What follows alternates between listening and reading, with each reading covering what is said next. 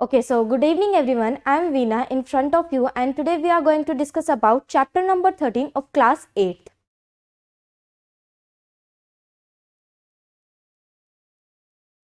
तो अब हम पहले पढ़ लेते हैं कि साउंड क्या होता है। यानी कि ये होता है a form of energy, it is a form of energy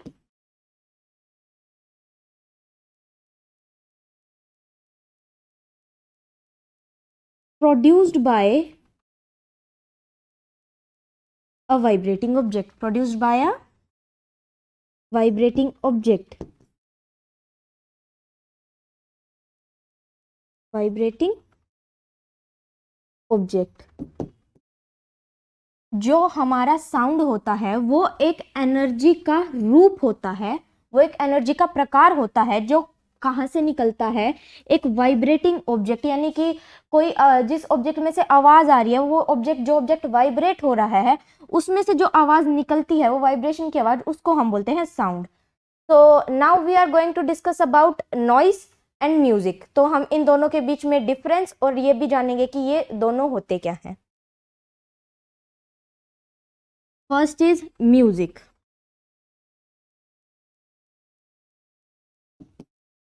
देखो, म्यूजिक होता है जो हम सबको म्यूजिक सुनना अच्छा लगता है, तो यानी कि वो एक अच्छी साउंड होती है हमारे आसपास, यानी कि जो प्लेजेंट साउंड होती है। तो इसकी डेफिनेशन हो जाएगी the pleasant sound, the pleasant sound around us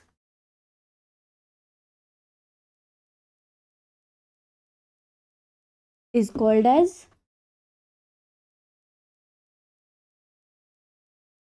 as music। जो म्यूजिक होता है वो एक साउंड ही होती है, लेकिन वो किस तरह की साउंड होती है, वो एक अच्छे प्रकार की साउंड होती है, यानी कि प्लेजेंट साउंड होती है।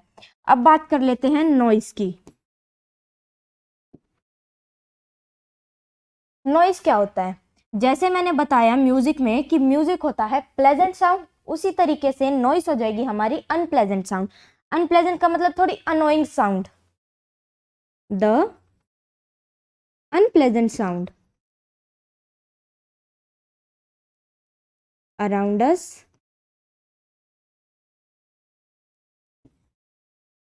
is called as noise। जैसे कभी हमारी टीचर ने हमें क्लास में बोलते हैं कि हे डोंट मेक अ नॉइस, यानी कि उस टाइम पे जो हमारी टीचर है वो हमारी आवाज से बहुत अनोय हो चुके हैं, वो हमें बहुत अनोइंग समझ रही है उस टाइम पे। तो वो जो आवाज हुई वो अनोइंग आवाज हुई जो हमारे द्वारा उस टाइम प्रोड्यूस की जाती है। तो अनप्लेजेंट साउंड, हमारे आसपास हमारे वातावरण में अनप्लेजेंट साउंड जो होती है उसको हम नाम देंगे नॉइस का। तो अब हम बात कर लेते हैं एम्पलीट्यूड की।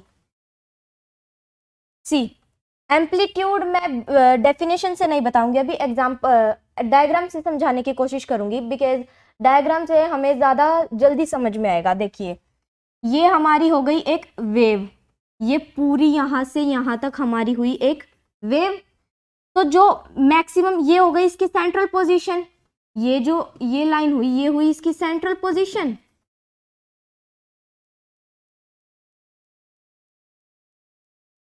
तो यानी कि सेंट्रल पोजीशन से जितना उसका डिस्प्लेसमेंट हुआ है ना, ये जो पार्ट है हमारा, ये और ये हमारा एम्पलीट्यूड होता है कि जितना वो ऊपर नीचे गया है। तो इसको हम एम्पलीट्यूड को हम ऐसे भी बोलते हैं the maximum displacement from its central position of the maximum displacement of a vibrating object from its central position is called as amplitude. अब बात कर लेते हैं कि पिचनेस की और लाउडनेस की। पिचनेस और मतलब कि जैसे हमारी लड़कियों की आवाज़ ज़्यादातर पतली होती है और तीखी होती है, और लड़कों की आवाज़ ज़्यादातर भारी होती है। तो वो क्यों होती है? वो हमारी फ्रीक्वेंसी की वजह से होती है। जैसे कि इसमें कितनी फ्रीक्वेंसी आई है, इसमें वेव 1, 2, 3 एंड 4। अब जितनी भी एक सेकंड में हमारी वेव्स होंगी ना, उसको हम बोलते हैं फ्रीक्वेंसी। जैसे कि एक सेकंड में यहाँ पे अब हमारी आई थी 4 वेव्स, अगर एक सेकंड में 2 वेव्स आई हैं तो वो आवाज जाएगी लाउडनेस की तरफ। और जितनी ज्यादा फ्रीक्वेंसी होगी ना एक सेकंड में वॉइस की, जितनी ज़्यादा फ्रीक्वेंसी होगी वो पिचनेस कहलाएगी, क्योंकि जितनी हम इससे ना हमारी आवाज़ तीखी हो जाती है। 1 सेकंड में हम जैसे बहुत तेज़ बहुत जल्दी बोल देते हैं तो 1 सेकंड में हमारी बहुत ज़्यादा हमारा एम्पलीट्यूड वॉइस का बहुत ज़्यादा हो जाता है, तो वो हो गया फ्रीक्वेंसी। तो फ्रीक्वेंसी की डेफिनेशन हो जाएगी हमारी यहाँ पे the number of vibration per second is called as frequency. Now I think अब हमें टाइम पीरियड पढ़ लेना चाहिए। So time period is time taken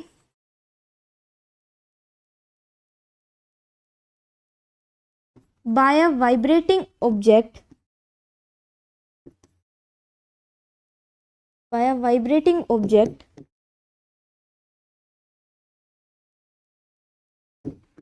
to complete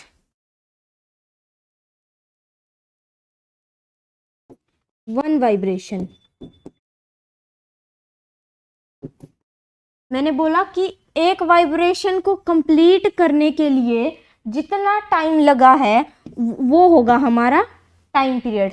वो हमारा टाइम पीरियड कहलाएगा कि एक वाइब्रेशन को कंप्लीट होने में हमें कितना टाइम लगा है। उसी के ऊपर मैंने अभी बताया था कि हमारी पिचनेस डिपेंड होती है।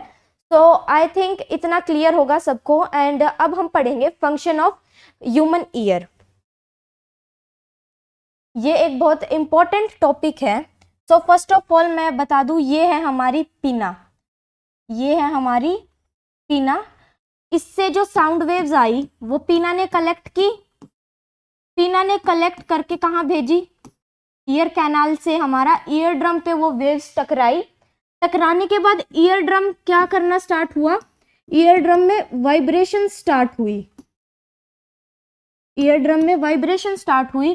फिर ईयर ड्रम ने वो वाइब्रेशन हमारी कहाँ भेजी, हमारे मिडल ईयर में, हमारे मिडल ईयर में भेजी हमारी वाइब्रेशंस को।